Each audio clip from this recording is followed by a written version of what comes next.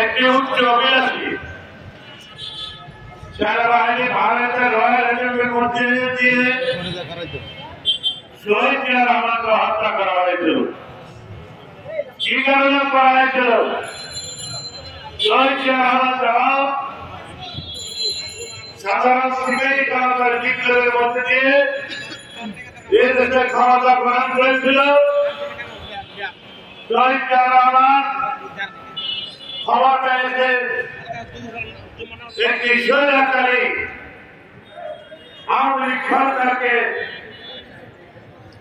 তালেবানের হাত থেকে এদেশের গণতন্ত্র, বহুদলীয় গণতন্ত্র, এদেশের মানুষের মৌলিক অধিকার, ভোটার অধিকার ফিরে দিয়েছিলেন।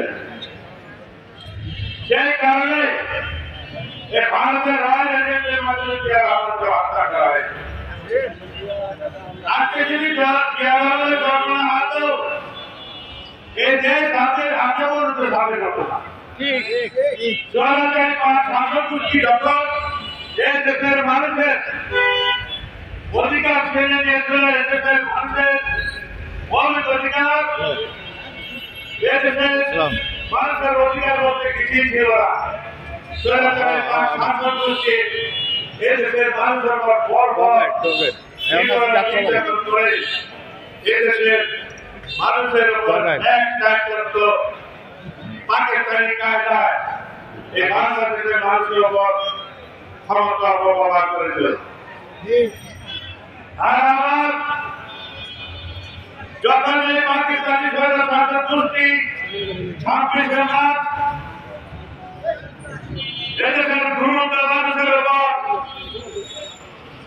হামলা শুরু করল এবং হামলা শুরু করল, সেই পাকিস্তানের সামরিক বাহিনী মানবতার নির্যাতন দিয়ে তারা বিভিন্ন নির্যাতন শুরু করল।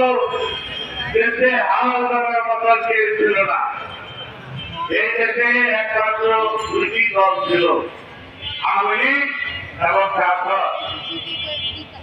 তারা যে দেশের রাজনীতি নেতৃত্ব দিয়েছেন, তারাও সে ত্রুটির মধ্যে এই দেশের জনগণের পাশে দাঁড়ায় নাই।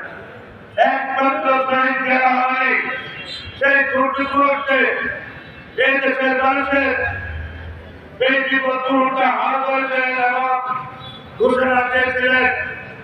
দেশবাসীর কাছে ভারতে ঘোষণা দিয়েছিলেন এবং স্বাধীনতা ঘোষণা করেছিলেন। এই জনতার শাসকগোষ্ঠীর বিরুদ্ধে মুক্তিযুদ্ধ আন্দোলনের ঘোষণা দিয়েছিলেন।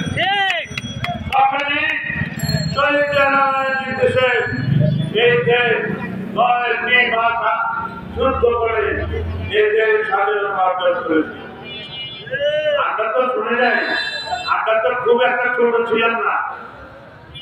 আমরা তো আমাদের নিজের কানে শুনেছি শহীদ জিয়া রহমানের স্বাধীনতা ঘোষণা দিয়েছে এবং তিনি সশরীরে নিজের যুদ্ধের মাঠে যুদ্ধ করেছে।